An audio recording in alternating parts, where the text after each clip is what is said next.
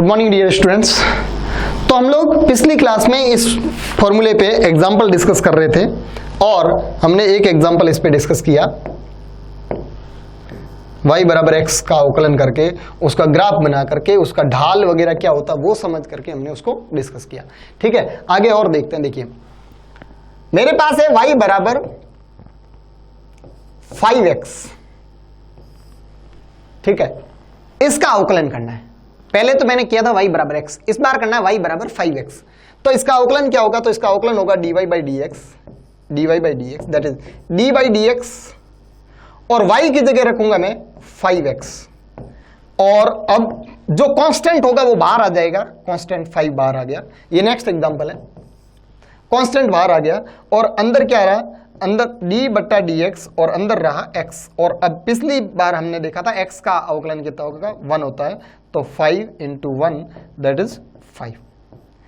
और अभी अभी हम लोग इसकी बात करें तो ये सरल रेखा ये y बराबर एम एक्स प्लस सी से अगर इसकी तुलना करूं एम एक्स प्लस सी, तो c प्लस में इसका कितना है? 0, और m कितना है? m इसका यहां पे है 5। m क्या है? m है ढाल, तो ढाल कितना आया? 5, और ढाल क्या होता है? dy बाई डी एक्स, तो dy बाई डी एक्स कितना आया? 5। ठीक है, तो आपको कोई ऐसा ग्राफ दिया हुआ है, कोई ऐसा वक्र दिया हुआ है और उसका आपको ढाल पूछा जाता है, तो आप उसका अवकलन करो और कहां ढाल पूछा है उस जगह उसकी वैल्यू पुट करो। ठीक है, आगे अपन और ऐसे एग्जांपल डिस्कस करेंगे तब आपको समझ में आ जाएगा। नेक्स्ट देखें, थर्ड एग्जांपल की अगर मैं बात करूं, मेरे पास है y बराबर 10x की पावर 0। ये चीज y बराबर 10x की पावर 0 का मतलब है y बराबर 10x की पावर 0 ऑलवेज 1 होती है, तो y बराबर 10।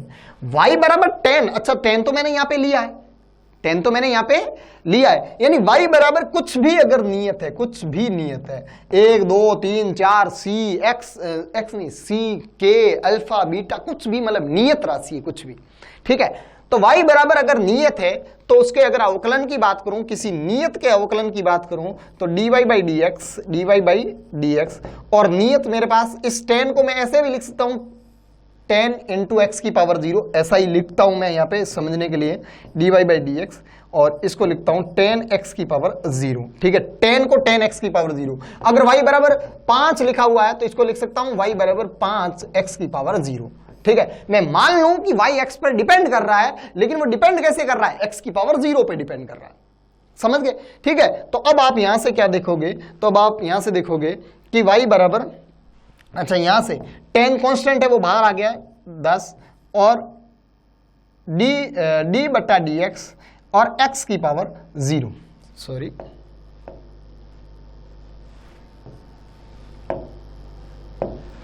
x की पावर 0। ठीक है, अब आपने देखा x की पावर n का जो अवकलन होता है वो n आगे आ जाता है और फिर उसमें से एक कम करते हैं, तो यहां से ध्यान से देखिए, तो यहां से ये हो जाएगा 10 और फिर n क्या है? ये 0 आगे आ गया और फिर x की पावर 0 माइनस 1। तो अब इसकी पावर कुछ भी हो इससे कोई फर्क नहीं पड़ता, ये पूरी संख्या 0 से गुणा होगी तो ये पूरी राशि 0 होगी। इसका मतलब ये हुआ कि कांस्टेंट का अवकलन या नियत का अवकलन, नियत राशि का अवकलन या कांस्टेंट का अवकलन, नियत को कांस्टेंट कहते हैं, कांस्टेंट का अवकलन ऑलवेज 0 होता है, ऑलवेज 0 होता है। अगर नियत का अवकलन ऑलवेज 0 क्यों होता है? क्योंकि देखिए मैंने लिखा कि y बराबर 10, y बराबर 10। अच्छा अवकलन क्या होता है? अवकलन होता है इसमें परिवर्तन करने पर इसमें परिवर्तन की दर, या इसके सापेक्ष इसमें परिवर्तन की दर। तो y बराबर 10 है, ये तो ऑलवेज नियत है, तो 10 में परिवर्तन क्या करना है? 10 तो 10 है, तो इसमें परिवर्तन होगा ही नहीं, और इसमें परिवर्तन नहीं होगा तो इसमें भी परिवर्तन नहीं होगा, मतलब इसमें परिवर्तन कितना होगा? इसके सापेक्ष 0 होगा, इसलिए परिवर्तन की दर क्या होगी? 0। कांस्टेंट है तो वो ऑलवेज कांस्टेंट होगा। अच्छा y बराबर 10 का ग्राफ अगर देखें अपन, तो y बराबर 10 का अगर मैं ग्राफ बनाऊं तो आप ध्यान से देखिए,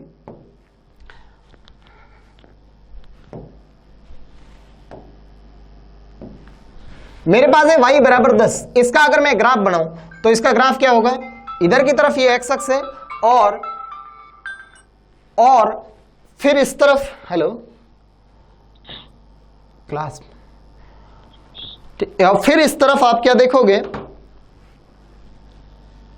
y है और x की कुछ भी वैल्यू हो, y तो ऑलवेज 10 है, ये y यहां पे 10 है, y ऑलवेज 10 है, y ऑलवेज 10 है, तो ये ग्राफ ऐसा आया। और ये ग्राफ अगर हॉरिजॉन्टल आया है तो इसका ढाल कितना होगा? इसका ढाल 0 होगा भाई। इसका ढाल क्या होता है?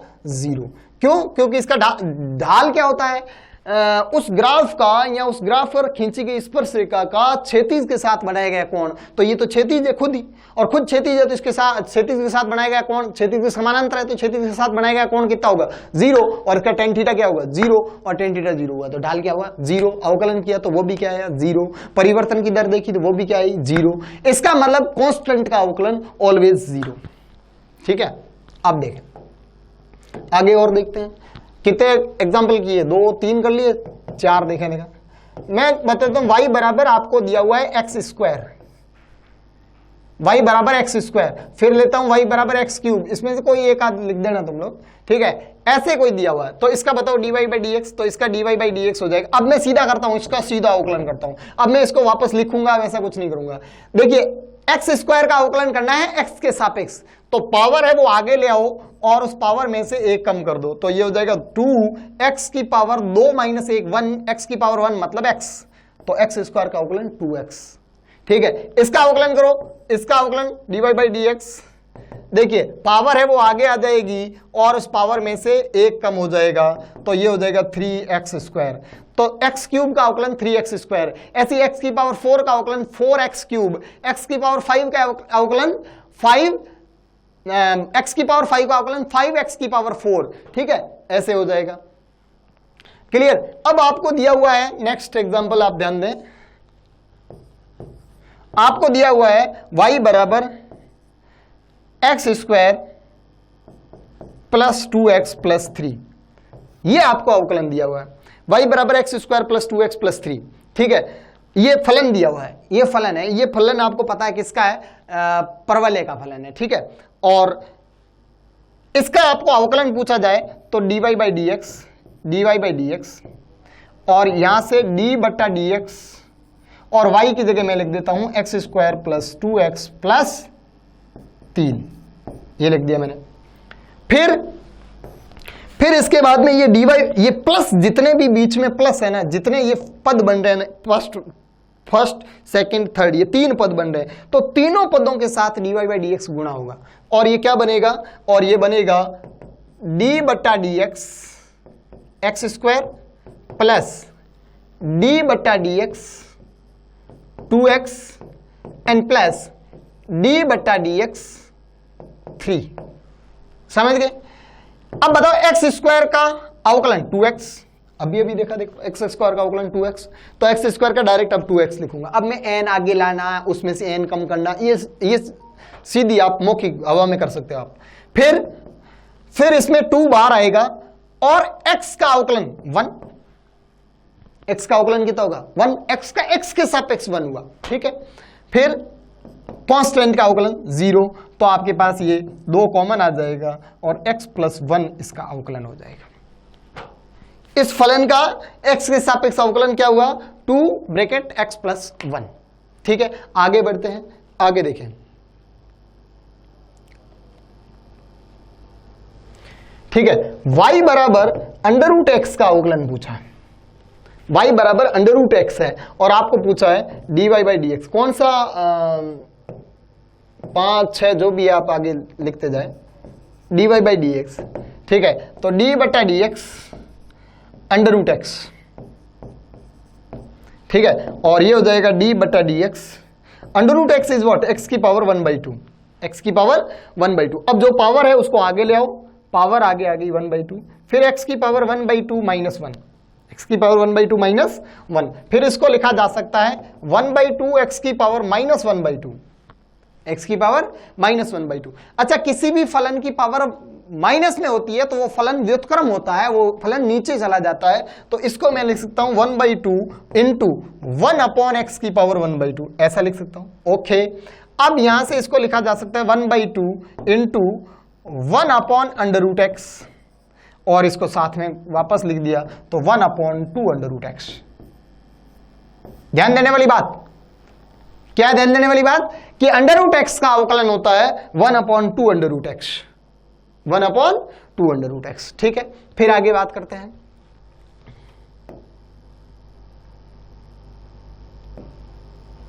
ठीक है, नेक्स्ट y बराबर x अंडर रूट एक्स, इसका अवकलन बताना है। तो y बराबर x अंडर रूट एक्स क्या हो जाएगा, y बराबर x की पावर 1 इंटू एक्स की पावर 1/2 है ये।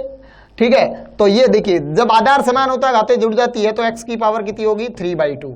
अब x की पावर 3/2 है तो इसका अवकलन हो जाएगा dy बाई dx वो हो जाएगा, पावर है वो आगे आ जाएगी 3/2, फिर x की power 3/2 minus 1, 3/2 minus 1 1/2, this is 3/2 x की पावर 1/2, x की power 1/2 that is under root x, तो ये हो जाएगा 3/2 अंडर रूट एक्स,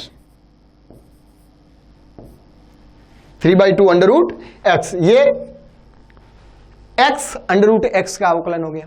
ठीक है, अब यहां से y बराबर, अच्छा एक बात यहां पे और, मैंने y बराबर यहां पे लिया 1/x, y बराबर क्या लिया 1/x, और y बराबर 1/x लूंगा तो इसका देखिए dy बाई dx अगर मुझे करना है तो पहले तो मैं इसको ऐसे भी लिख सकता हूं, कैसे,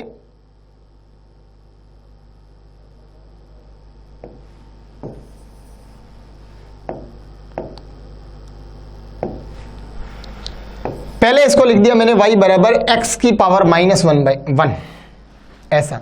अब मुझे इसका अवकलन करना है dy बाई dx, x के सापेक्ष इसका अवकलन कर रहा हूं, पावर है वो आगे आ जाएगी -1 और फिर x की पावर -1 फिर एक और -1। ठीक है, तो ये हो जाएगा -1 इंटू एक्स की पावर -2। अब ये x की पावर -2 1/x² है तो ये हो जाएगा -1 इंटू 1/x², 1/x² को -1 से गुणा करते हैं तो दिस इज -1/x², -1/x², तो 1/x का अवकलन -1/x² हो गया। ठीक है, अच्छा आगे और जैसे y बराबर 1/x² है अगर ऑलरेडी तो इसको लिख सकता हूं y बराबर x की पावर -2 और y बराबर x की पावर -2 है तो इसका अवकलन करूंगा मैं dy बाई dx, तो जो पावर है वो आगे आ जाएगी, यानी -2 आगे आ गया, x की पावर -2 -1 तो ये हो जाएगा -2 एंड x की पावर -3 और ये हो जाएगा -2 और x की पावर -3 यानी 1/x की पावर 3।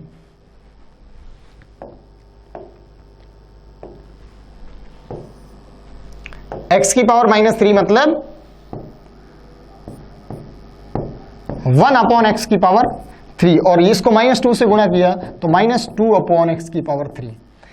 तो अभी आपने देखा, क्या देखा कि जब y बराबर x था या y बराबर x² था या y बराबर x³ था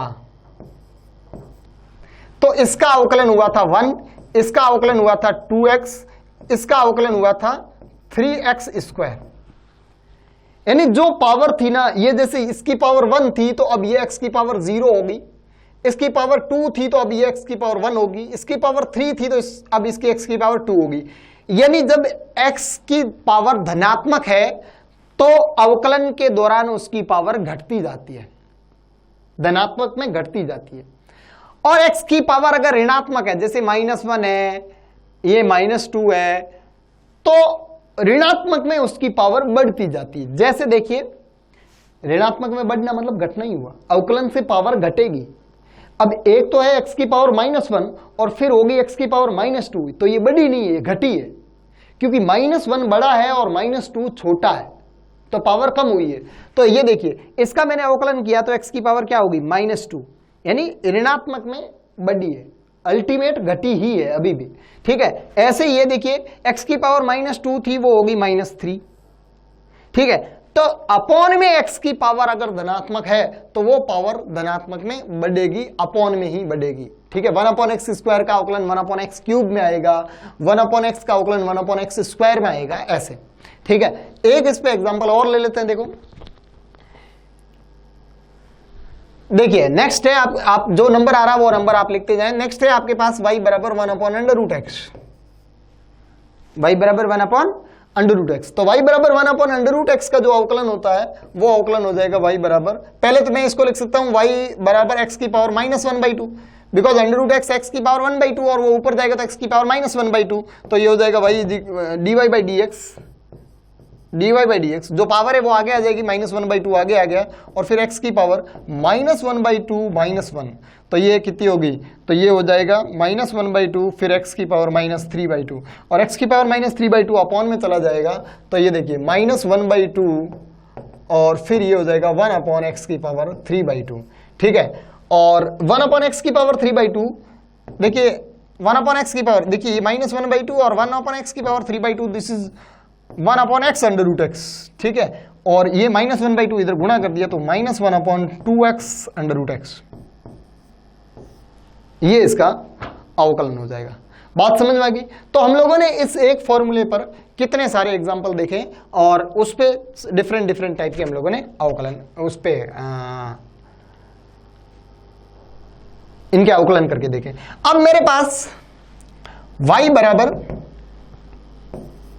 x² प्लस 4x प्लस 5, ये एक फलन है, ये मेरे पास क्या है, एक फलन है।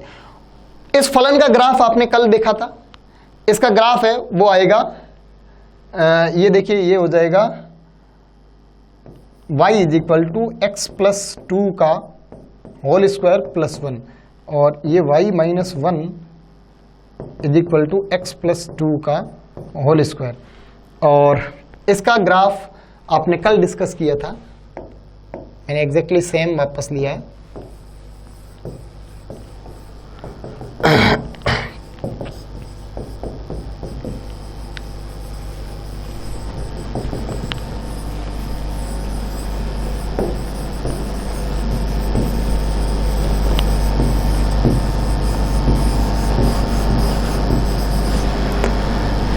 ठीक है, इसको मैंने मान लिया,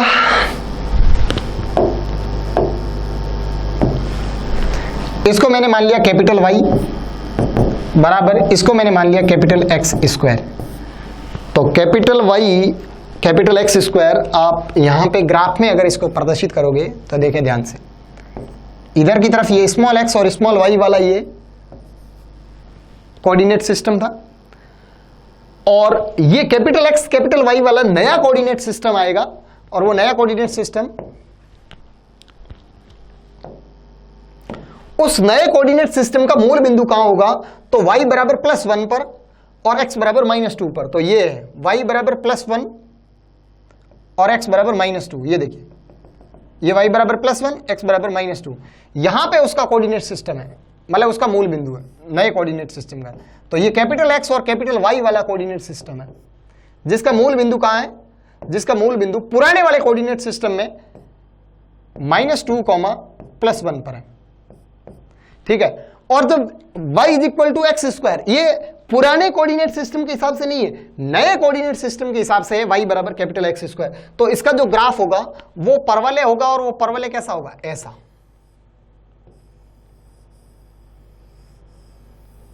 ये, ठीक है।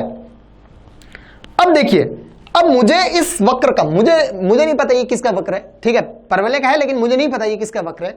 इस वक्र की ये समीकरण है, इस वक्र की कौन सी समीकरण है, ये समीकरण है। और आपको पूछा x बराबर -2 पर, x बराबर, आपको क्या पूछा है, आपको पूछा है कि x बराबर -2 पर, x बराबर -2 कहां है, यहां पे इस पॉइंट पर, x बराबर -2 पर इस वक्र का ढाल ज्ञात कीजिए। तो आपने वक्र बनाया तब तो आपको पता है इस पर खींची गई स्पर्शिका क्षैतिज है और इसका ढाल क्या आएगा, 0 आएगा, इसका ढाल 0 आएगा।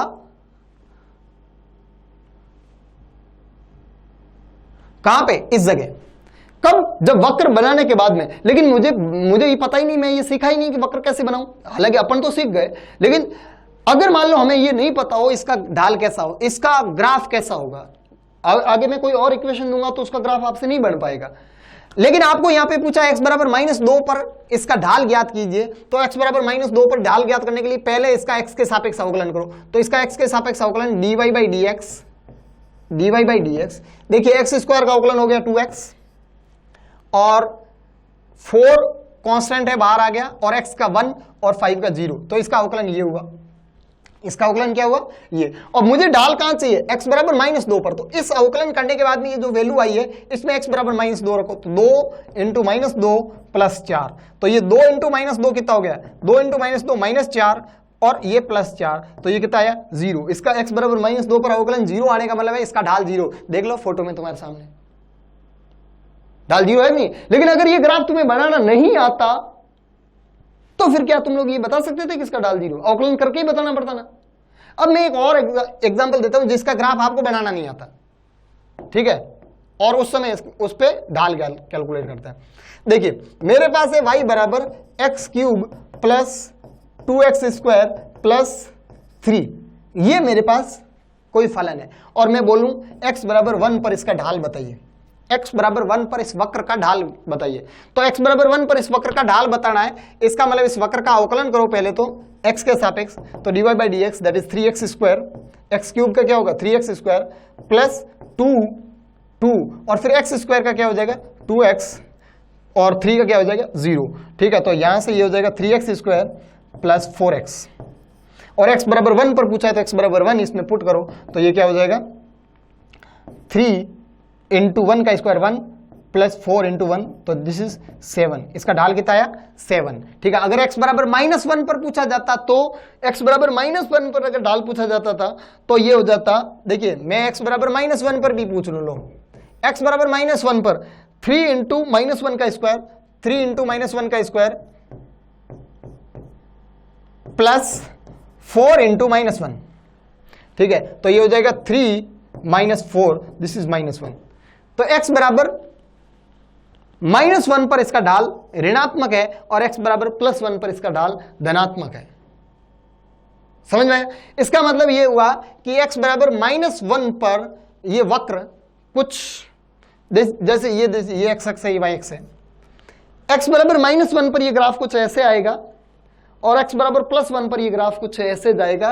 अब ये शेप क्या होगा ये अपने को बनाना नहीं आता, लेकिन डिफरेंट पॉइंट पर किसी भी बिंदु पर आपको अगर इसका ढाल पूछा जाता है इजीली आप कैलकुलेट कर सकते हो, समझ में आ गई बात, ठीक है।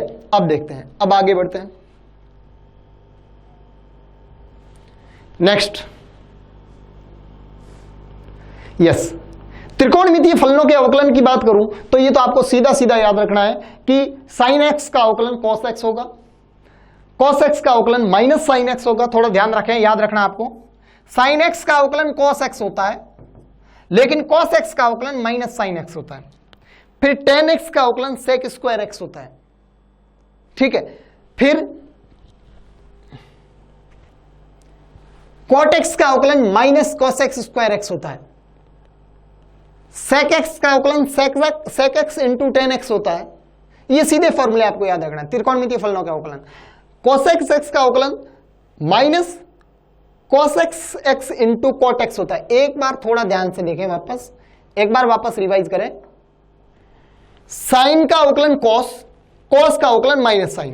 देखिए है तो sin cos cos sin, लेकिन थोड़ा ध्यान देना, sin का cos x और cos का -sin x। फिर tan का अवकलन sec² x, tan का अवकलन क्या है sec² x। तो फिर cot का अवकलन cosec² x में होगा, तो cot का अवकलन है -cosec² x। हाँ बिल्कुल, देखिए ये देखिए दोनों एक साथ होते हैं। देखिए sin cos, tan cot और sec cosec ये ऐसे जोड़ी में होते हैं मान लो। तो sin का cos तो इसका ये होगा और वापस इसका ये होगा, ठीक है। तो sin का cos, cos का sin, ऐसे, ठीक है, लेकिन प्लस माइनस। अब आप ध्यान दें, tan का sec² x, तो जैसे इसमें दूसरा माइनस था ना, तो ऐसे ही इसमें cot का -cosec² x। फिर आगे देखें, sec का sec x × tan x, तो फिर cos x का माइनस में होना चाहिए, तो cos x का cosec x, sec की जगह cos x और tan की जगह cot। तो थोड़ी सिमेट्री बना करके आप इसको लर्न कर सकते हो। फिर एक्सपोनेंशियल फंक्शन का अवकलन, ये तो पीछे थे त्रिकोणमितीय फलनों के अवकलन। एक्सपोनेंशियल फलन यानी चरघातांकी फलन के अवकलन की बात करूं तो e की पावर x का अवकलन e की पावर x ही होता है, ठीक है, आगे a की पावर x का अवकलन होता है a की power x log base e into a. थोड़ा स्पेशल अवकलन है ये a की पावर x का अवकलन है। अच्छा, अगर a की जगह यहां e रख दूं, अगर इस जगह अगर a की जगह, जैसे मैंने आपको बोला था कि भाई ये y बराबर e की पावर x भी चरघातांकी फलन है, y बराबर a की पावर x भी चरघातांकी फलन है, y बराबर 5 की पावर x भी चरघातांकी फलन है, ये सारे चरघातांकी फलन है।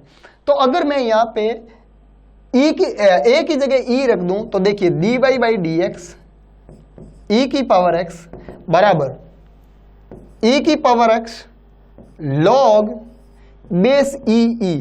अब आपको पता है ये 1 हो गया, ये क्या हो गया 1, तो ये वापस क्या आ गया e की पावर x। ये देख लो e की पावर अवकलन, e की पावर x का अवकलन e की पावर x, ठीक है। फिर log x का अवकलन, log बेस e x का अवकलन, या फिर ये हो सकता है dy by D x ln x natural log का अवकलन। ln x कहते हैं या log बेस e x का अवकलन होगा 1/x, 1/x। समझ में आ गई बात, ठीक है। नेक्स्ट,